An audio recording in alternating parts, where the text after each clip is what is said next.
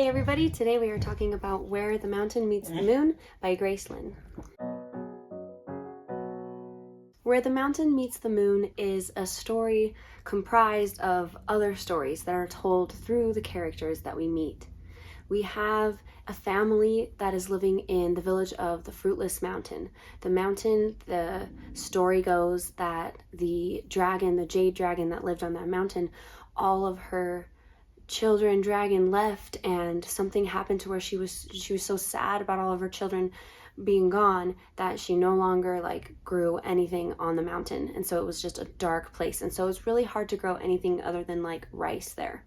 And that is where our main character lives with her family. Our main character is Min Lee. Her mother is constantly sighing because of the state of things, on how they never have the best food, how their crops never grow well because of where they are, and kind of just has a negative look on life.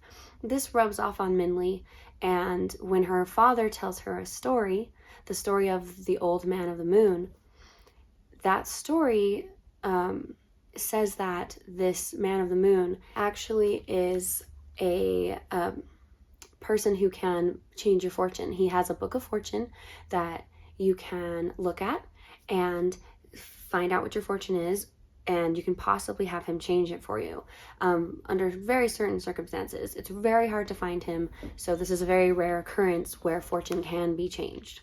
But Min Lee she just gets so inspired by this story that she can be the one to make changes for her family. And so she decides that she's going to go in the middle of the night, or maybe it's while she goes back early to get food ready while her parents are working in the field, and she leaves early to get ready, but then she ends up leaving. So by the time they come back, she's already been gone for quite a long time. She decides to try to go to this journey to find the man on the moon, to be able to figure out how her fortune can be changed. And she meets a bunch of fun people along the way that become really good friends of hers and teach her very good lessons. And one of them is Dragon, who doesn't know what his name is. He's a dragon. And so they just name him Dragon. And Dragon doesn't know how to fly. And Min Lee doesn't judge him for it at all. They become friends. They start traveling together because she says, oh, well, maybe we can go together and ask why you can't fly to the man on the moon. And so they start traveling together, and they just meet a bunch of other people along the way, and a lot of them are based on actual Chinese tales and stories that Grace Lynn, the author, actually learned about when she was growing up and read when she was growing up. And there's in the back of this book, it actually has some pages that she added to describe her upbringing and how she felt about her culture when she was growing up, and how it changed as she got older, and how these Chinese stories did leave an impression on her, and she was able to go to China and visit some of these really cool places, and a lot of those places inspired her for the drawings of the places in this book. So this is a children's story, a children's book of this young girl, Min Lee, trying to change her parents and her family's fortune. And so there are some illustrations in it. It's a fairly big book, but it doesn't take long to get through because, the text is a little bit bigger. But I just think it's the illustrations were so nicely done, and they're done by her, and she explains where she got the inspiration for some of those drawings. And so overall, I very much enjoyed reading this book. I know that just by looking at it and how all those things I just described about it, if I saw this as a kid, it would definitely draw me to wanting to read this. I mean, it worked on me as an adult, so I like the structure that it had, where basically every chapter there was another story being told, and the text changed to a different font every time there was a story, and it would start as the story of the man on the moon, the story of the dragon, the story of the king, and it would explain by using this tactic of telling stories to explain certain parts and certain pieces of this world, so that we can learn more about Minli, we can learn more about where she lives, we can learn more about these other characters that she meets. And through their stories, we start to learn more connections, how a lot of the people she meets can be connected back to something else that happened to her or something that's going to happen to her in the future. And so I like the way that everything is revealed because it's just easy to follow.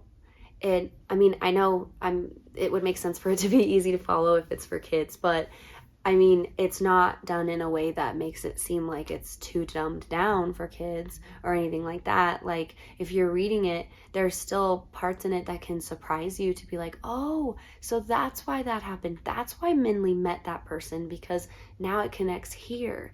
And just the way that the ending reveals those certain connections and how what she learns on her journey and how she grows, and how by her going on this journey, it also helps her mom and her dad grow as well.